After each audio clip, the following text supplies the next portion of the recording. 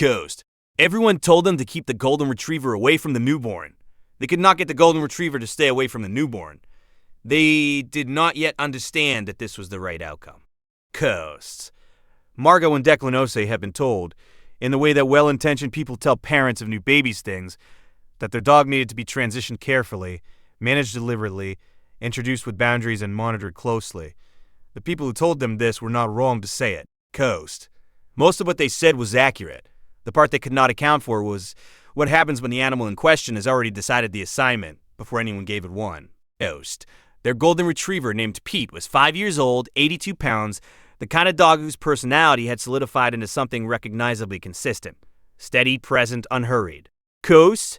He had never been trained for anything except the basics, but he executed the basics with the reliability that had become part of the household's rhythm. Coast.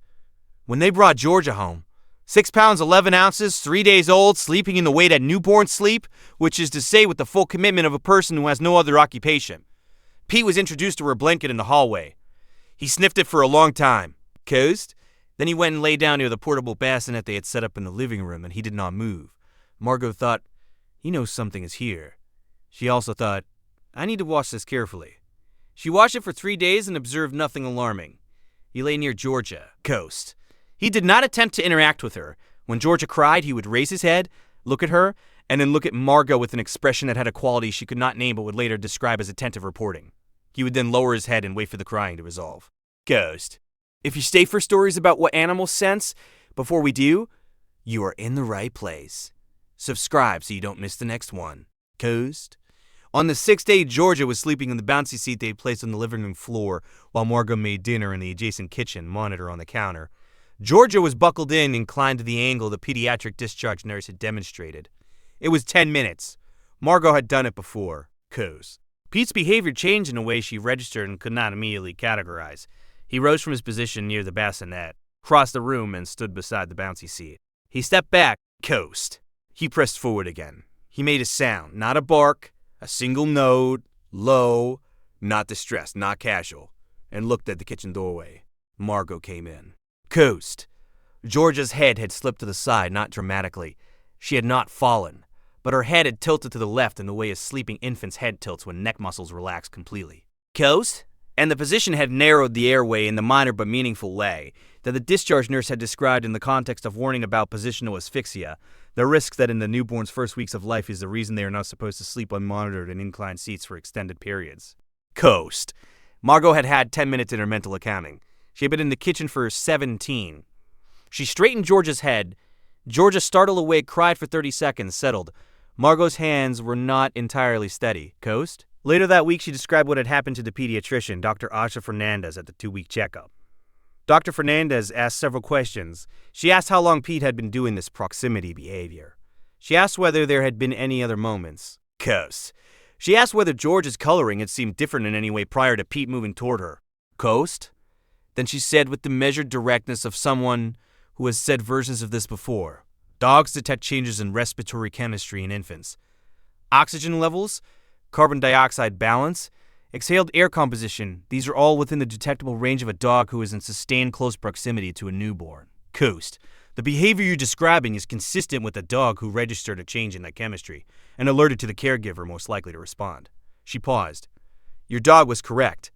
How long had Georgia been in that position? 17 minutes, Margot said. Coast. The window for safe monitoring was 10, Dr. Fernandez said. The window is not generous at this age.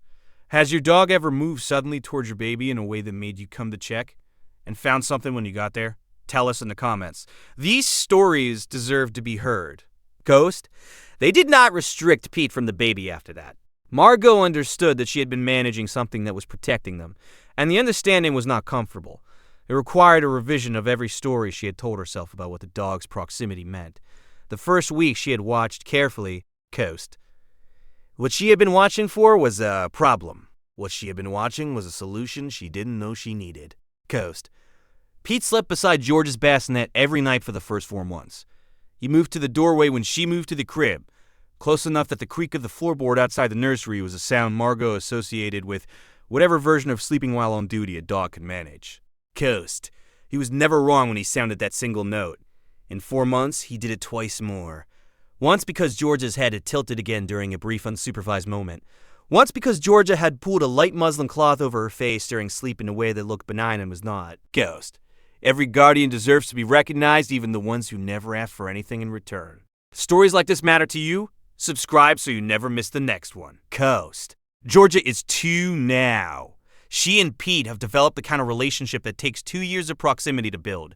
Something that looks from the outside like ownership but functions from the inside like partnership. She brings him things. He follows her. Coast. Margot keeps the monitor review habit she developed after the bouncy seat night. She also keeps Pete inside at night, something that was never a question but that she now thinks about with more weight than she used to. Some of what keeps a family safe is technology, some of it is not. Coast.